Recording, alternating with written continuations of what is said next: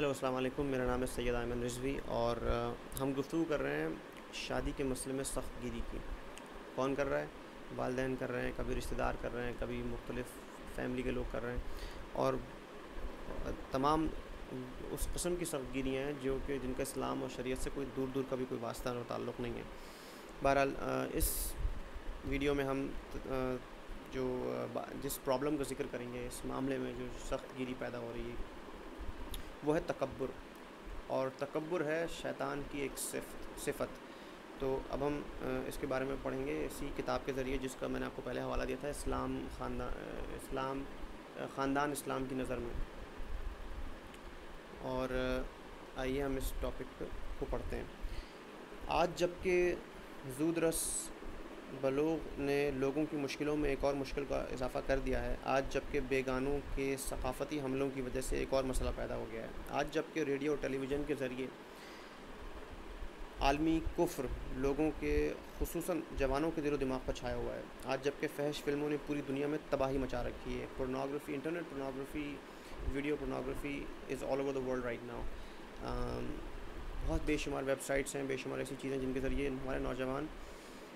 اپنی اخلاقیات کو تباہ و برباد کر رہے ہیں، اور ظاہر ہے کہ وہ چیز جب ان کی فطری ضرورت پوری نہیں ہو رہی شادی کی، تو پھر ان کے جو شہوت ہوتی ہے یا ان کے دوسرے مسائل ہوتے ہیں وہ ان کو اس طرف لے جاتے ہیں۔ اب اسی پرابلم کا ذکر ہو رہا ہے یہاں پہ کہ آج جب کہ فحش فلموں نے پوری دنیا میں تباہی مچا رکھی ہے، ان تمام پروگراموں کے ذریعے شہوت کو ابھارا جا رہا ہے، غرائز کو بڑھایا جا رہا ہے۔ ماں باپ اور عزیز و اقارب کے لیے ضروری ہے اور ان کا اخلاقی فریضہ ہے کہ جوانوں کی شادی میں آسانی پیدا کرنے، غلط رسموں کو توڑنے اور مغربی طریقوں کو مٹانے کے لیے پوری کوشش کریں، ایک دوسرے کی ضد میں سخت شرائط سے پرہیز کریں، تاکہ اس طرح جوان لڑکی اور جوان لڑکوں کا اخلاق اور ایمان محفوظ رہے اور باغ آدمیت کے یہ پھول پامال ہونے اور گناہ کے دلدل میں دھنسنے سے بچ جائیں۔ خدا اور رسول صلی اللہ علیہ وآلہ وسلم اور ائمہ معصومین علیہ السلام کے احکام کے نافذ ہونے اور رواج پانے کے لیے تکبر نہ کیجیے۔ افسوس ہے کہ بعض والدین شادی نکاح کے موقع پر بڑے بن بیٹھتے ہیں، گویا کہ خود بادشاہ وقت اور بیٹے شہزادے ہیں۔ عقد عروسی کی محفل میں فرعون و فرعونیوں جیسا عمل ہوتا ہے، ایسے مطالبے اور خواہشیں ہوتی ہیں کہ مد مقابل کا ہر خواہش پر دم نکلے، اور ان کے بچے شادی کرنے سے پشیمان ہو جاتے ہیں اور مجبور ہو کر اپنی شہوت کی آگ بجھانے کے لیے نامشروع دوست تلاش کرنے لگتے ہیں اور جنسی جرائم کے مرتکب ہوتے ہیں۔ یہ ایک یونیورسل ٹروتھ ہے، اور جو ایک ظاہر ہے کہ بہت بڑے عالم دین ہیں، اور انہوں نے جو سائیکالوجی ہے، انسانی نفسیات ہے، اس کو وہ بیان کر رہے ہیں، اور ایسا ہو رہا ہے ویسٹ میں، جہاں کی ایسی کمیونٹیز ہیں جہاں پہ لڑکے لڑکیوں کو آپس میں ملنے کی آسانی سے اجازت ہے، اگر وہاں پر ان کی پسند ناپسند کا خیال نہ رکھا گیا اور ان کے والدین نے اس میں سستی دکھائی، تو یہ نقصان وہ بھگت رہے ہیں اور وہ بھگتتے رہیں گے۔ یہ ایک سائیکالوجی ہے، نفسیات ہے۔ قرآن مجید تکبر کو شیطان کی صفت قرار دیتا ہے، اور ارشاد ہے کہ عربی متن ہے، اس کا ترجمہ کہ پھر تمام فرشتوں نے سجدہ کیا مگر ابلیس نے تکبر کیا اور کافروں میں سے ہو گیا۔ فرمایا تو یہاں سے اتر جا، تجھے یہاں غرور کرنے کا حق نہیں ہے، نکل جا تو کہ ذلیل لوگوں میں سے ہے۔ حضرت علی علیہ السلام فرماتے ہیں کہ تمہارے لیے ضروری ہے کہ تکبر سے بچو، کہ یہ بڑا گناہ ہے اور پست ترین عیوب اور ابلیس کا زیور ہے۔ اب حضرت علی علیہ السلام فرما رہے ہیں کہ تکبر نہ کرو، مگر یہاں یہ الٹا حال ہے کہ ہمارے مسلمان جو ہیں اپنے آپ کو مسلمان بھی کہہ رہے ہیں، اور پھر حضرت علی علیہ السلام کے اقوال کے بالکل عین مخالف جا رہے ہیں، اور اپنی زندگیوں میں تکبر کو انہوں نے اس طرح سے ڈالا ہوا ہے کہ جس کی کوئی حد نہیں۔ میں نے تکبر پر بھی ایک ویڈیو حضرت علی علیہ السلام کے اقوال کے متعلق ڈالا ہوا ہے۔ پھر وہ فرما رہے ہیں حضرت علی کہ تکبر سے بچو، کہ یہ رحمان کی معصیت اور اس سے سرکشی کی جڑ ہے، بدترین عادت تکبر ہے۔ رسول اکرم صلی اللہ علیہ وسلم فرما رہے ہیں کہ تکبر سے اجتناب کرو، بے شک بندہ تکبر کرتا چلا جاتا ہے، یہاں تک کہ خدا فرماتا ہے کہ اے فرشتوں، میرے اس بندے کا نام جباروں کی فہرست میں لکھ دو۔ حضرت صلی اللہ علیہ وآلہ وسلم نے ابو ذر سے فرمایا، اے ابو ذر، جو شخص رائی کے دانے کے برابر بھی دل میں تکبر لے کر مرے گا، وہ جنت کی بو تک نہیں سونگھ سکتا، مگر یہ کہ مرنے سے پہلے توبہ کر لے۔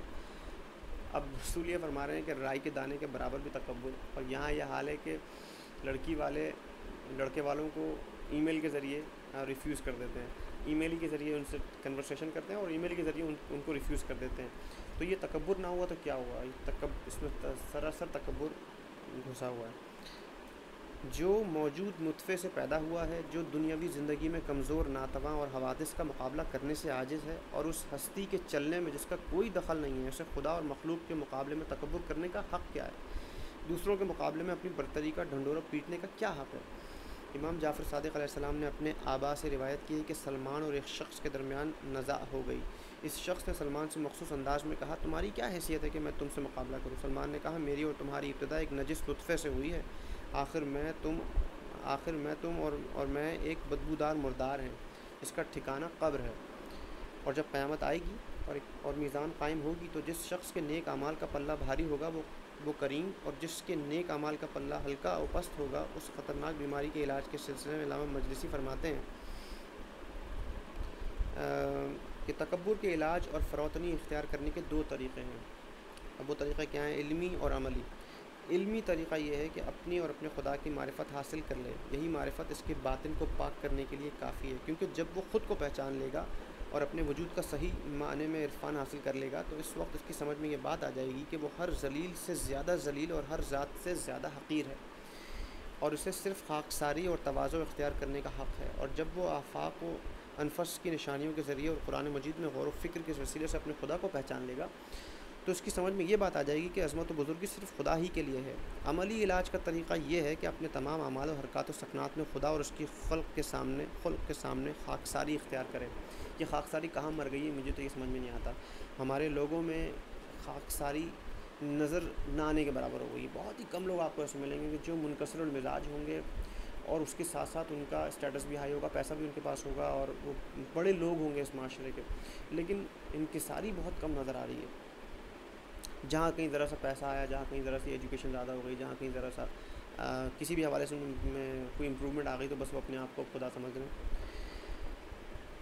تو عملی علاج کا طریقہ دوبارہ سن لیجیے کہ اپنے تمام اعمال اور حرکات و سکنات میں خدا اور اس کے خلق کے سامنے خاکساری اختیار کرے اور اخلاق والوں کا اتباع کرے، صالح لوگوں کو اپنا نمونہ بنائے، اشرف المخلوقات رسول اکرم صلی اللہ علیہ وسلم کے حالات کا مطالعہ کرے کہ آپ زمین پر بیٹھ کر کھانا تناول فرماتے تھے، غلام دوسرے غلام کے مانند کھانا کھا رہا ہے۔ مذکورہ باتوں کو ملحوظ رکھتے ہوئے اپنے بیٹے بیٹی کی شادی کے سلسلے میں خاکساری اختیار کریں۔ خاکساری و تواضع یعنی اپنی اولاد کی تمناؤں اور ان کی فطری خواہشوں کا لحاظ رکھیں، اپنے حالات و اخلاق اور رسم و رواج کا نہیں، زیادہ شرطیں نہ رکھیں اور مد مقابل سے زیادہ توقعات نہ رکھیں تاکہ بابرکت شادی ہو جائے اور اس کا استحکام یقینی ہو جائے اور شادی کے بعد دلہا دلہن ایک دوسرے کے ساتھ آرام کی زندگی گزار سکیں۔ یہ بہت اہم معاملہ انہوں نے پیراگراف میں بہت اچھے انداز میں سمری اس کی بیان کر دی کہ اپنے بیٹے بیٹی کی شادی کے سلسلے میں خاکساری اختیار کریں۔ دوبارہ سن لیجیے کہ خاکساری اور تواضع یعنی اپنے اولاد کی تمناؤں اور ان کی فطری خواہشوں کا لحاظ رکھیں۔ کبھی آپ خود بھی، جو والدین جن سے میں ڈسکس اگر وہ سن رہے ہیں، کہ کبھی آپ خود بھی تو جوان تھے، کیا آپ کی اپنی خواہشات نہیں تھیں، کیا آپ کی خود تمنائیں نہیں تھیں، اور کیا آپ ان کو پورا نہیں کرنا چاہتے تھے؟ کرنا چاہتے تھے، ضرور کرنا چاہتے تھے۔ اور اگر آپ کے ساتھ کوئی زیادتی ہو گئی ہے، آپ کے والدین نے آپ کے ساتھ کوئی زیادتی کر دی تو اپنی اولاد کے ساتھ اس کا بدلہ مت نکالیں، اپنی اولاد کے ساتھ اس کا ریٹرن مت دیں، اپنی اولاد کے ذریعے تو اس چیز کو امپروو کریں، اپنے آپ کو امپروو کریں اور اپنی آنے والی جنریشن میں اس مثال قائم کریں کہ آپ کے ساتھ ہو سکتا ہے زیادتی ہوئی ہو لیکن اب آنے والی اولاد کے ساتھ نہیں ہوگی۔ یہی ایک